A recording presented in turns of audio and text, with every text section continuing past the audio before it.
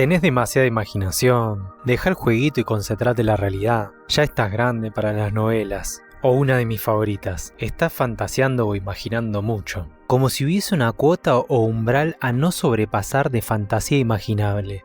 Mira, este video va a ser un poco distinto. Porque sí, a mí también me ha pasado de estar imaginando hasta el último detalle de una mazmorra, reino o personaje ficticio. O a veces no tan ficticio. Es una cuestión en la que estuve pensando últimamente. ¿Por qué hacer world building? ¿Por qué nos nace crear fantasías o imaginar mundos posibles? Estas dudas me llevaron estos días a pensar en qué momento de la vida comencé a hacer world building. Y para serte sincero, no encuentro un momento específico. Desde chico que me gusta dibujar, leer e investigar e incluso imaginar mundos posibles. Y a su vez que me resultan interesantes y desconocidos. Recuerdo por ejemplo mi primer libro, de por sí trataba sobre literalmente un árbol que se iba de viaje. En segundo lugar, recordé un libro sobre gnomos, dragones, hadas, entre otros seres imaginarios, para luego recordar con cariño mi etapa sobre investigar a los 6 años sobre dinosaurios. Ya para los 8 me estaba interesando por las diferentes mitologías del mundo. Estas inquietudes siempre me surgieron desde chico. Estaba diseñando posibles realidades paralelas y encontrando lugares nuevos en mi imaginación, pero siempre imaginando escenarios, mundos, personajes e historias a partir de mi mente, como si de un impulso se tratase. Y el día de hoy, justamente vamos a hablar de ese impulso. Ya sabes cuál. Ese que te hace pasar 4 horas decidiendo los patrones de migración de tu mundo, las facciones de la guerra presentes, los sistemas de moneda, los diferentes panteones de dioses, en lugar de, no sé, estar pensando cosas más terrenales como trabajos prácticos finales, pagar impuestos, rotaciones de horario de trabajo y un largo etcétera. Por estos y otros motivos, hoy vengo a realizar una defensa o apología de la construcción de mundos ficticios. Debemos aceptar en primer lugar que la sociedad suele mirar este hobby, vamos a llamarlo hobby, como una especie de pérdida de tiempo. Incluso muchas veces es la misma gente que pierde horas viendo cosas útiles en TikTok, por ejemplo, o hablando chusmeríos con su vecino, o pasando horas en el gimnasio para poder salir el fin de semana a algún club a emborracharse, fantasear mucho, obsesionarse con detalles. Lo que mucha gente ve como una distracción, nosotros sabemos que es un gimnasio mental, un laboratorio filosófico y francamente un acto de rebelión creativa. Si alguna vez has sentido que estás perdiendo el tiempo, borra eso ya de tu disco duro. Estás haciendo algo profundo e interesante, que te va a llevar a donde vos querés ir. Y no hablo de ficción, hablo de la vida en general. Veamos juntos 7 motivos por lo que tu obsesión por el world building no solo es positiva, sino esencial en y para vos. Punto número 1. En primer lugar, y el más evidente, mientras ideas mundos posibles y su coherencia, tu cerebro no está descansando. Está haciendo levantamiento olímpico. El world building te obliga a conectar sistemas que en la vida cotidiana rara vez nos detenemos a pensar. ¿Cómo afecta la órbita de tu planeta a la teología del mismo? ¿Cómo influye la metalurgia de una raza en su sistema legal? ¿Cómo afectó la cultura anterior a la cultura que ocupó dicho territorio? Estamos entrando en el terreno de la flexibilidad cognitiva. Estás forzando tu cerebro a crear nuevas vías neuronales, a saltar entre disciplinas, geología, política, sociología, teología, física. No estás simplemente tirando dados. Estás conectando cables que en tu rutina no estás necesariamente conectando. Dicho de otra manera, estás mejorando tu capacidad de resolución de problemas complejos en todos los ámbitos de tu vida. Tómala, barbón. Punto número 2. Hablemos ahora del sandbox de Dios y la terapia de la autonomía. Aceptemos algo, vivimos en un mundo caótico al que lastimosamente no podemos controlar. El psicólogo conductista Julian Rotter definió el concepto de locus de control. Te lo explico fácil. Cuando sentimos que tenemos un locus de control externo, todo nos pasa sin nuestro permiso. Por ende nos frustramos, ya que no poseemos tanto control sobre nuestro entorno. El world building comienza como un acto de crear un locus de control interno absoluto. Es tu universo propio. Vos ponés las reglas. Es un espacio seguro donde puedes experimentar con el orden, el caos, la justicia y el equilibrio. Todo bajo tus términos. Es un acto psicológicamente estabilizador.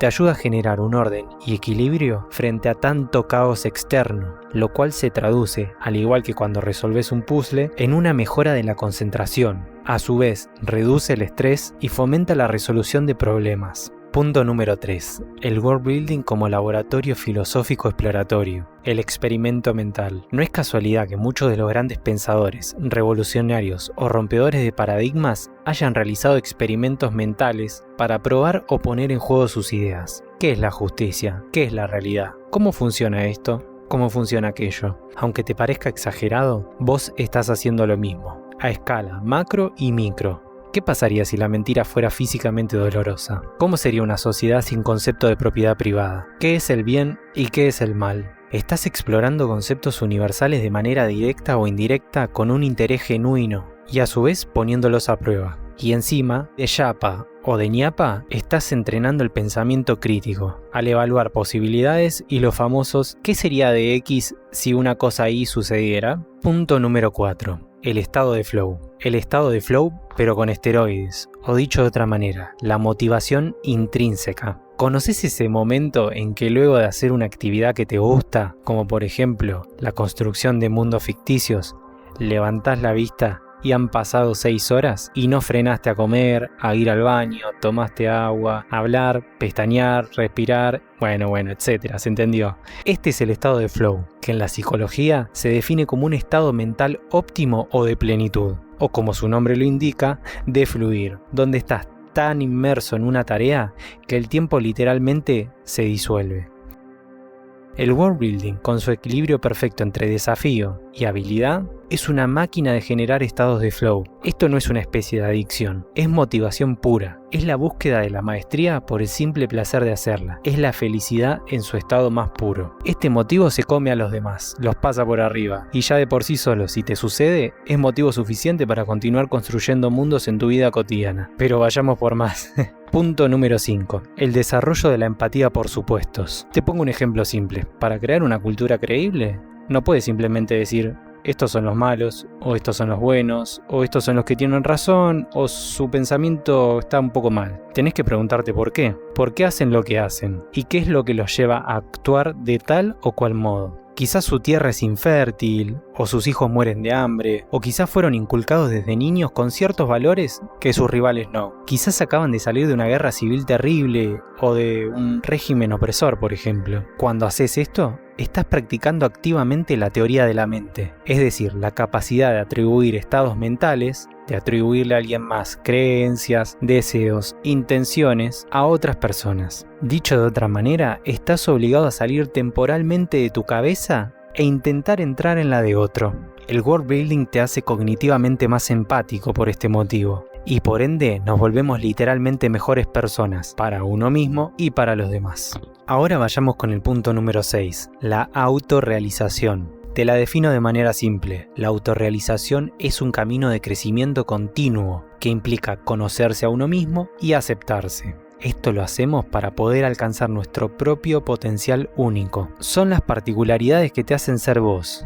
Te permite sentirte pleno, satisfecho y, valga la redundancia, realizado. Es decir, son cosas que no necesariamente las haces por dinero, las haces porque tu yo más elevado y más íntimo necesita expresarse y construir algo que refleje su orden interno, o tu realidad misma, o tu percepción o imaginación. Es el arte por el arte. Si cuando estás creando o escribiendo algún lore o historia te sucede, mira, no necesitas que lo explique mejor que vos, ya lo sabés. Por otro lado, quiero aclarar fuertemente que si lo haces para poder vivir de algo que te gusta, es mejor que mejor, doblemente mejor. No hay nada más satisfactorio, por ejemplo, que escribir una novela, diseñar un juego, un cómic sobre tu mundo y que tenga éxito y que puedas vivir de lo que te gusta. Por favor, ánimos. Y ahora vayamos al punto número 7. El world building es una actividad y no una pasividad. Lo que estás haciendo es activo. Estás creando o planificando, también imaginando. Por ende, estás construyendo un activo intelectual, ya sea para un libro, un juego de rol, un cómic, un videojuego o simplemente para tu propio placer, que puede ser la razón más válida de todas. Estás creando algo donde antes no había nada. Génesis pura. Te felicito, comprendo y admiro. Tu mundo es tuyo, es tu gimnasio, tu laboratorio y tu hogar. Nunca dejes que nadie te diga que es una pérdida de tiempo. Pensá siempre que de hecho es una de las tantas mejores formas de invertirlo. Te doy ánimos para que siempre hagas lo que te gusta y que te haga feliz. Cualquier cosa que le dé felicidad y te saque un poco de esa rutina gris es válido para invertir tu tiempo. Te invito a darle like, suscribirse, activar la campana y unirte al Discord.